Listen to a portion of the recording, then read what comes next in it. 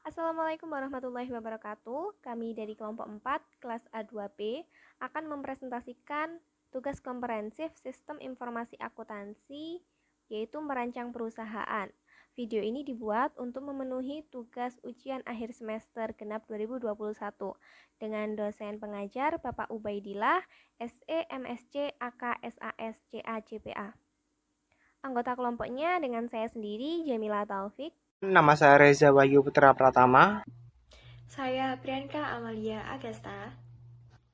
Baik, langsung saja kita masuk ke pembahasan. Yang pertama adalah gambaran umum perusahaan. CV Yamiza merupakan perusahaan yang bergerak di bidang tekstil, khususnya dalam pembuatan baju. Perubahan lifestyle yang tidak ada habisnya, apalagi di bidang busana, memberikan peluang besar kepada CV Yamiza.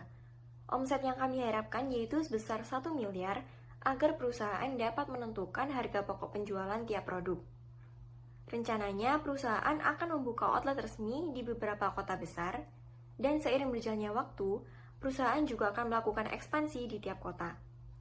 CV Yamiza didirikan secara resmi berdasarkan akta notaris pada bulan Februari tahun 2021 dan beralamat di Jalan Soekarno-Hatta nomor 30, Kecamatan Lowokwaru, Kota Malang, dengan Reza Wahyu sebagai Direktur Utama, Priyanka sebagai Wakil Direktur, serta Jamila sebagai Manajer Keuangan.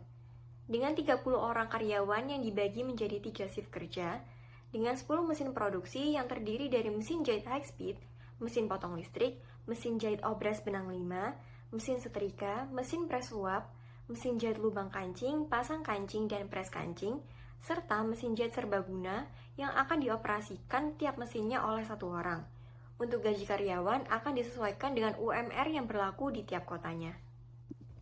Aktivitas operasional dari CV Yamiza adalah sebagai produsen baju dengan brand Yamiza yang berpusat di Kota Malang. Mekanisme konsumen untuk mendapatkan produk kami, yaitu mereka dapat mengunjungi outlet resmi dari CV Yamiza atau melakukan pemesanan melalui website dan platform resmi belanja online Yamiza. Terdapat 4 siklus utama yang ada pada sistem informasi akuntansi CV Yamiza, yaitu siklus penghasilan, siklus pengeluaran kas yang terdiri dari pembelian dan pengajian, dan siklus general ledger atau pelaporan keuangan. Penugasan analisis sistem. Berdasarkan diskusi analis senior dengan CV Yamiza, maka ada beberapa permintaan yang diinginkan oleh CV Yamiza terkait usahanya, yaitu yang pertama, CV Yamiza menginginkan sistem yang fleksibel agar sistemnya dapat menyesuaikan di segala kondisi dan keadaan yang ada. Yang kedua, CV Yamiza menginginkan pembayaran pajak yang sesuai dengan ketentuan peraturan perpajakan. Yang ketiga, CV Yamiza menginginkan analisa atas laporan manajerial yang baik untuk membantu membuat keputusan bisnis. Yang keempat, CV Yamiza menginginkan jika sistem manual dapat diimplementasikan, maka langkah berikutnya adalah sistem informasi yang sudah terkomputerisasi. Yang kelima, CV Yamiza menginginkan sistem yang terkomputerisasi menggunakan jurnal yang otomatis untuk siklus penerimaan kas dan pengeluaran kas, sehingga akuntan tidak perlu banyak terlibat atas proses jurnal khusus ini. Hasil survei awal, Priyanka sebagai wakil direktur bersama analis junior melakukan survei lapangan dan melakukan perancangan sistem yang berbasis manual. Adapun hal-hal yang didapat dari survei lapangan selama 1 minggu adalah data terkait dengan yang pertama, perusahaan belum memiliki standar operating prosedur yang tertulis. Yang kedua, kebijakan umum terkait dengan operasional perusahaan belum tertulis dan didapatkan dari hasil wawancara. Yang ketiga, struktur organisasi dan deskripsi kerja. Data ini juga berasal dari wawancara karena belum memiliki standar operating prosedur yang tertulis. Yang keempat, prosedur penjualan, pembelian, dan penggajian peserta dengan kebijakan manajemen berasal dari wawancara karena belum memiliki standar operating prosedur yang tertulis. Yang kelima, data daftar nama karyawan, nama pemasok, dan pelanggan. Yang keenam, dokumen-dokumen yang ada dan format laporan manajerial yang telah dibuat oleh manajemen. Dan yang terakhir, kode akun dan laporan keuangan. Berikut ini adalah kebijakan umum yang diterapkan di CV Yamiza. Yang pertama, CV Yamiza beroperasi sesuai dengan shift sebagai berikut. Shift yang pertama dimulai dari jam 7.00 sampai jam 15.00. Shift yang kedua dimulai dari jam 15.00 sampai jam 23.00. Dan yang shift ketiga dimulai dari jam 23.00 sampai jam 7.00. Di mana setiap shift bekerja selama 8 jam dengan 1 jam untuk istirahat. Kecuali hari Sabtu, Minggu, dan hari besar keagamaan, perusahaan berhenti beroperasi. Yang kedua, perusahaan memiliki 30 orang karyawan. Yang ketiga, wakil direktur dapat menggantikan tugas direktur utama saat direktur utama tidak berada di perusahaan. Yang keempat, lingkup pemasaran perusahaan adalah sekitar daerah Malang dan kota-kota besar seperti Surabaya, Jogja, dan Jakarta. Untuk kota-kota yang belum dijangkau oleh outlet kami menyediakan outlet resmi di beberapa platform belanja online. Perusahaan untuk mengantarkan barang penjualan ke Surabaya, Jogja, dan Jakarta menggunakan supir perusahaan. Dan untuk konsumen yang belanja melalui online, perusahaan kami menggunakan jasa antar barang seperti JNE, JNT, dan Si Cepat. Perusahaan kami memilih bekerja sama dengan perusahaan pengantar barang seperti JNE, JNT, dan Si Cepat karena perusahaan tersebut telah dipercaya dan dikenal oleh masyarakat luas. Yang kelima, CV Yamiza menggunakan ketentuan peraturan dalam perhitungan pembayaran pajak penghasilannya. Informasi penting dari CV Yamiza yaitu CV Yamiza berencana untuk membuka outlet resmi di setiap kota besar lainnya di Pulau Jawa seperti di Jabodetabek, Bandung, Surakarta, dan Denpasar untuk pemasaran ke wilayah Bali dan Lombok. Tujuan kami ini adalah untuk melakukan ekspansi agar produk kami bisa diterima dan dikenal oleh masyarakat di Indonesia. 2. Struktur organisasi dan deskripsi kerja. Sebenarnya CV Yamiza belum memiliki struktur organisasi dan deskripsi kerja secara tertulis. Namun, oleh analisis senior, struktur organisasi ini dibuat berdasarkan dari wawancara dengan direktur utama. Nah, untuk strukturnya sendiri, yang pertama ada direktur utama, wakil direktur, sekretaris, kemudian ada manajemen pembelian, di bawahnya manajemen pembelian ada penjualan dan juga logistik dan pengiriman. Kemudian manajemen personalia, di bawahnya ada kepala cabang dan juga pramuniaga dan marketing. Kemudian manajemen IT. Terus yang terakhir ada manajemen keuangan, di bawahnya ada keuangan dan juga akuntansi.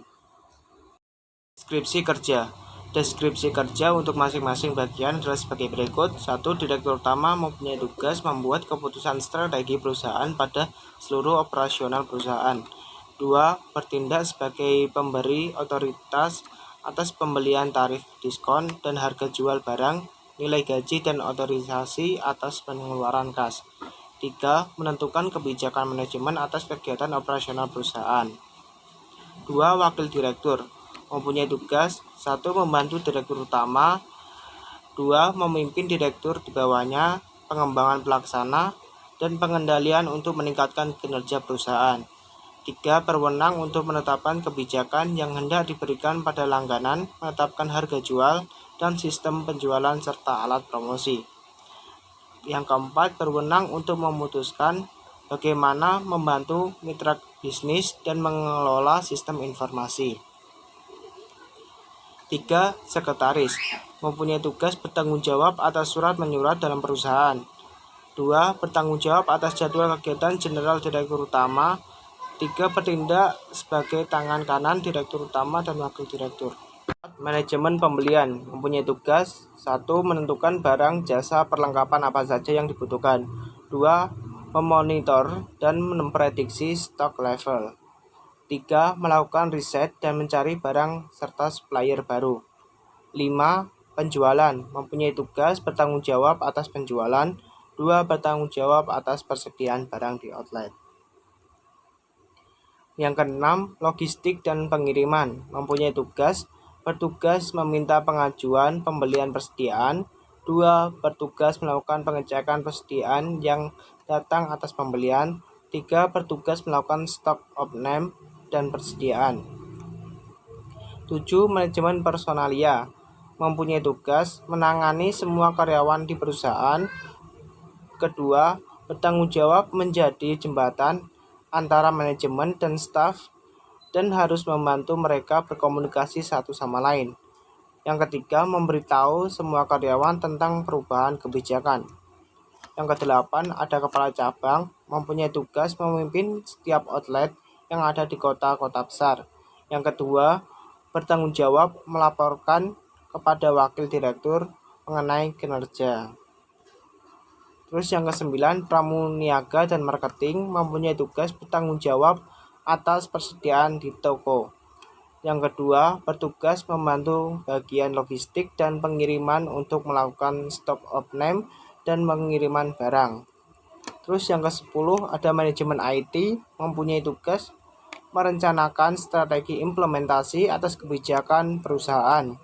2. Memastikan semua sistem IT dapat berjalan dengan lancar. Yang ketiga, memonitor pelaksanaan strategi dan kebijakan agar sesuai dengan kebijakan perusahaan. 11. Ada manajemen keuangan. Mempunyai bertugas memeriksa dan mengontrolisasi seluruh keuangan dan pencatatan keuangan. Yang ke-12 ada keuangan dan akuntansi, yaitu mempunyai bertugas menerima kas dan melakukan pencatatan baik buku kas hingga posting ke buku besar atau siklus penerimaan kas. Yang kedua, bertugas mengeluarkan kas, membuat bukti pengeluaran kas, dan melakukan pencatatan baik buku kas hingga posting ke buku besar atas siklus penerimaan kas. Terus yang ketiga, bertugas membuat laporan keuangan dan laporan manajerial yang dibuat oleh pemilik. Akan menjelaskan tentang siklus penghasilan yang dimulai dari customer. Customer mengisi formulir, kemudian dikirimkan kepada departemen penjualan, kemudian departemen penjualan menerima formulir tersebut, kemudian diteruskan kepada departemen IT. Kemudian departemen IT melakukan pengecekan dan membuat faktur rangkap 3. Yang faktur pertama diberikan kepada customer, faktur yang kedua diberikan ke departemen keuangan dan akuntansi, dan faktur yang ketiga disimpan sebagai arsip. Setelah customer menerima faktur tersebut, kemudian melakukan pembayaran. Kemudian departemen keuangan menerima uang yang ditransfer dari customer tersebut, kemudian mengecek, memberi tanda di faktur, dan membuat cek pembayaran yang berupa nota pembayaran. Kemudian nota tersebut diberikan kepada departemen marketing. Kemudian departemen logistik melakukan pengemasan dan juga mengirimkan kepada departemen marketing. Kemudian departemen marketing menerima barang dan melakukan pengiriman. Kemudian setelah sampai di alamat customer, kemudian departemen marketing memberikan daftar pengirim dan juga nota pembayaran. Kemudian customer menerima barang. Setelah itu, departemen keuangan membuat dan juga mengisi buku kas, jurnal, dan juga buku besar. Selanjutnya membuat laporan, dan laporan tersebut disimpan di arsip atau disimpan sebagai arsip. Itu kebijakan umum siklus penghasilan. Yang pertama, formulir pelanggan atau customer diisi langsung oleh customer langsung melalui web perusahaan. Yang kedua, seluruh form dibuat dengan bantuan oleh aplikasi seperti Microsoft Word dan Excel. Kemudian untuk penomorannya juga dibuat dengan bantuan Microsoft Excel. Terus yang ketiga, format dari nomor form umumnya adalah XX atau menandakan jenis form. Kemudian XXXXX menandakan tanggal hari itu dengan form tahun, bulan, dan tanggal. Dan XXX menandakan nomor urut nota. Sebagai contoh, faktur penjualan tanggal 1 garis miring tanggal 1 garis miring 2011 nomor 011, maka akan ditulis FT 11010111. Keempat, dalam strategi pemasaran atau marketingnya, CV Zamiza menggunakan internet dalam sarana marketing, contohnya seperti menggunakan web. Yang kelima, selisih kas dianggap sebagai kehilangan dan akan dijurnal kehilangan kas pada kas, dan selanjutnya akan dicatat pada buku kas. C. Masalah yang sering terjadi. Berikut ini adalah masalah yang sering terjadi di lapangan. Yang pertama, beberapa bagian IT sering lupa dalam penyimpanan pengarsipan faktur penjualan. Yang kedua, barang tidak diterima oleh pemesan dikarenakan alamat yang didapat sudah tidak valid dengan yang diisikan. Yang ketiga, pengiriman barang melebihi estimasi yang ditentukan. Yang keempat, sedikitnya SDM yang ada di perusahaan CV Zamiza terutama di bagian IT. Terus yang D, kebijakan akuntansi.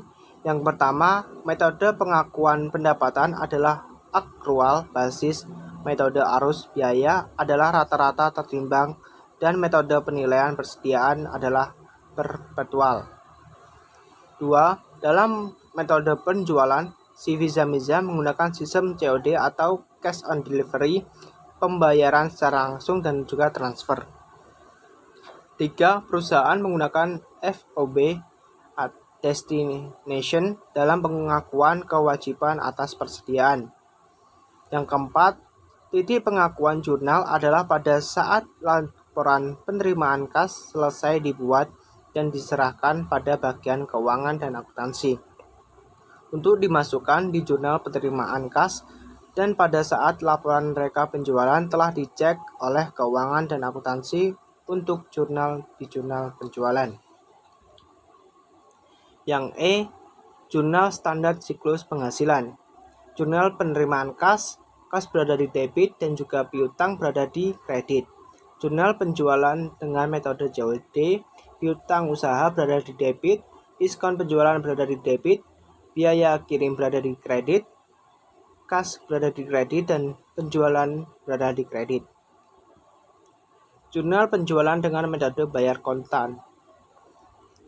Kas berada di kredit, diskon penjualan berada di debit, biaya kirim berada di kredit, penjualan berada di kredit. Prosedur-prosedur terkait dengan siklus general ledger dan pelaporan keuangan. Yang pertama, siklus jurnal umum, yaitu penerimaan bukti oleh bagian keuangan dan akuntansi, kemudian dijurnal dan diposting ke buku besar. Yang kedua, siklus pembuatan laporan keuangan yang dibagi menjadi 3, yaitu bagian keuangan dan akuntansi membuat posisi keuangan saldo, jurnal penyesuaian, dan posting jurnal penyesuaian ke buku besar. Selanjutnya, membuat jurnal penutup dan laporan laba rugi komprehensif, perubahan ekuitas, serta posisi keuangan dan arus kas. Kemudian meminta General Manager untuk menandatangani dan mengarsip laporan keuangan. Jadi yang pertama ada prosedur permintaan pembelian. Tugas-tugas di departemen ini akan dilakukan secara otomatis oleh sistem. Sistem akan menganalisis file inventaris yang jatuh ke reorder point. Rekaman berisi item yang akan diisi ulang akan dimasukkan ke dalam file daftar permintaan pembelian dan diurutkan sesuai dengan nomor vendornya. Item yang telah dipilih akan ditandai on order untuk mencegah item dipesan ulang sebelum pesanan saat ini tiba. Sistem di Departemen IT menyiapkan pesanan pembelian dan menyerahkannya ke pihak vendor dan Departemen Penerimaan. Daftar transaksi akan diberikan ke Departemen Pembelian untuk ditinjau. Lalu yang kedua ada prosedur penerimaan barang. Saat barang tiba, staf departemen dan logistik akan mengakses file permintaan pembelian secara real-time dengan memasukkan nomor PO yang diambil dari packing slip dan memasukkan kuantitas barang yang diterima untuk tiap item pada PO. Staf departemen logistik akan menyiapkan laporan penerimaan dalam bentuk hard file yang kemudian dicadangkan ke bentuk soft file. Yang ketiga ada prosedur pemrosesan data inventaris. Tugas di departemen ini juga akan dilaksanakan secara otomatis oleh sistem. Yang pertama, sistem departemen IT akan memvalidasi jumlah item yang diterima dengan file pesanan pembelian. Catatan tersebut nantinya akan ditambahkan ke file laporan penerimaan.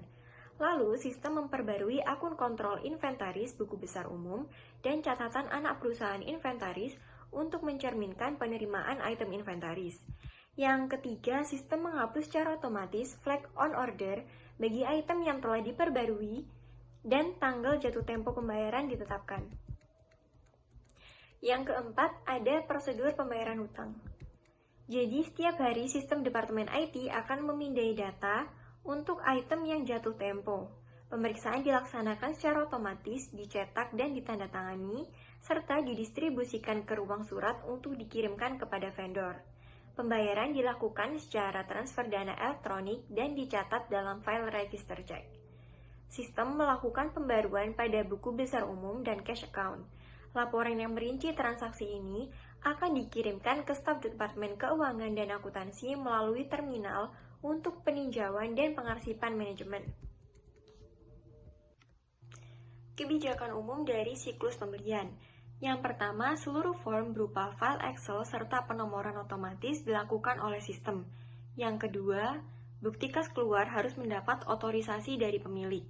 Yang ketiga, format dari nomor form adalah XX menandakan jenis form, X 6 kali menandakan tanggal hari itu, dengan format tahun, bulan, dan tanggal, dan X 3 kali menandakan nomor urut nota.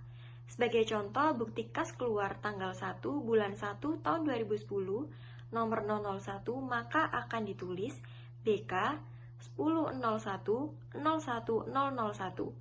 Bukti kas keluar berformat BK, surat order pembelian berformat SO. Yang keempat, untuk manajemen kas, perusahaan lebih baik melakukan model pembelian secara kredit untuk memperkecil pengeluaran kas.